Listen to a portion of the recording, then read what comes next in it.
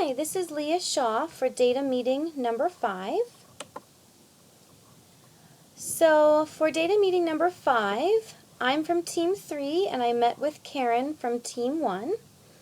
Our meeting was July 31st at 9 p.m. We met via Google Meet, which was my first time using that program. Prior to our meeting, we shared information via Leo and email. She had all of her information on a Google site, and I had all of mine on my Weebly website. Our agenda for the meeting was to answer the following questions.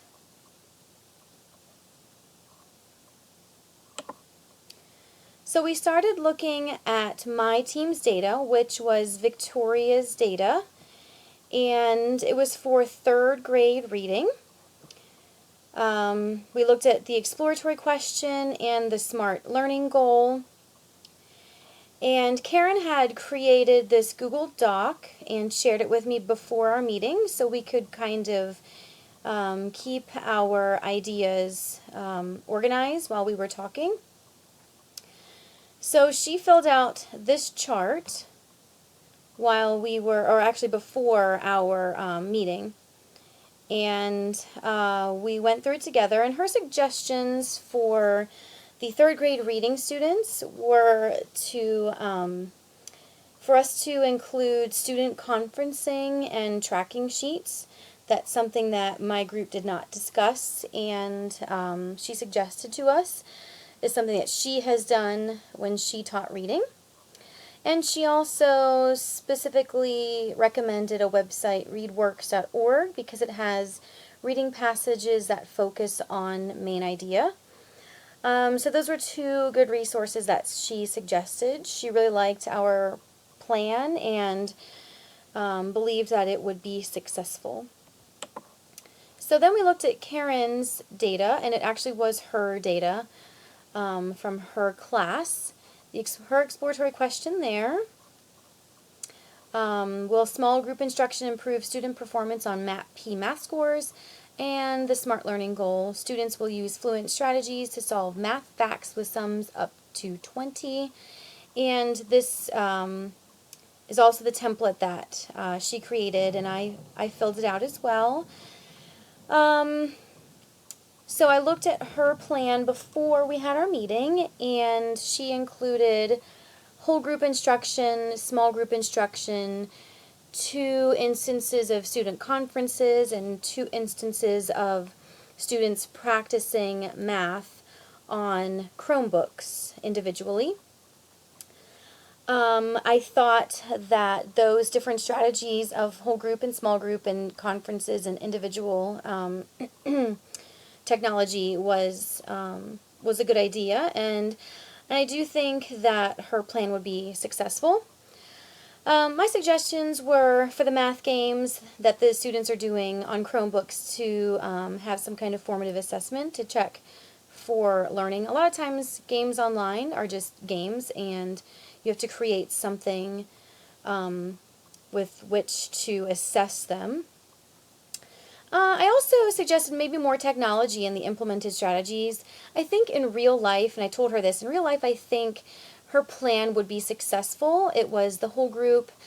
The teacher used a website to demonstrate, and then the small groups, and the kids had dry erase boards for that. The students met twice with the teacher.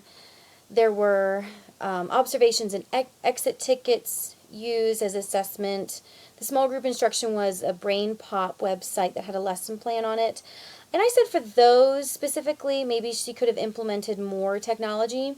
In real life, I think it would be impactful on the students, but since this is a technology course, that maybe they could have included a few other strategies that included technology. I said maybe like an online math quiz or a time test. So those are my suggestions for her. The reflections and suggestions. So the personal aspect, We were definitely in the forming stage of the team formation model from the developmental sequence in small groups by Tuckman. Because I didn't know Karen, I was kind of unsure how our meeting would go. When I first saw that we were not partnered with people from our teammate, I kind of panicked because I know my team really well. Because we've met several times, more than just 4 times, plus we texted a lot. So we kind of became virtual friends. So with Karen, I didn't know who she was, and I actually went back to our Getting to Know You post to read who she was and what she teaches. And I found that I did actually comment on her week 1 posting. Plus, she didn't have a profile picture. It was a flower, so I didn't really even know who I was going to be looking at. So our meeting was fine. It was just very formal. It was very much a, hi, how are you? This is what we're doing. Let's get this done. And kind of the end. It was just a very formal conversation. The one challenge for me was that the data was not my content area. The data from my data meeting these past weeks was not my content area, but I got kind of used to looking at data from reading. And then for this I had to look at data for 2nd grade math. And so I had to do some Googling and some researching because, just basic things like math fluency, I don't know what that means. So I had to Google it. I told Karen I know what math means, I know what fluency means, but put the words together, I don't really know exactly what that means for 2nd grade. So there was definitely a learning curve for me.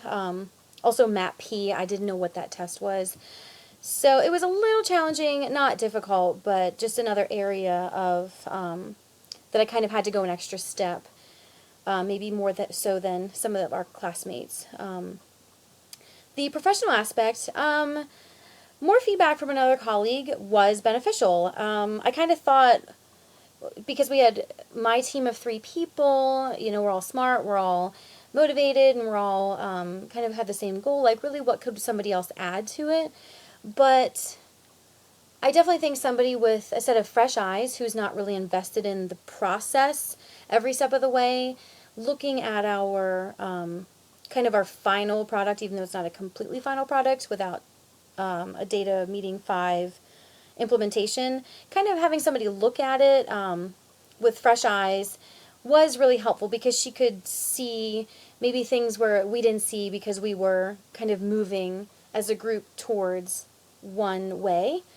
And I think actually in real life that would be beneficial to, if a 3rd grade team is meeting, they all kind of are sharing the same resources and have the same ideas and the same goals within their school, with their administration. And I think it would be beneficial for a grade meeting, like Team 3 maybe finding another 3rd grade teacher at another school to maybe look at some of their strategies, or a seasoned teacher who's taught 3rd grade before, maybe even administration, or even I think it would be beneficial for somebody who is in a class, one of us who's from EDTC 615, somebody who has the technology background, to take a look at the data action plan of a team that maybe is not including technology as much, for us to be that kind of resource, an outsider kind of looking in, I think would be really beneficial.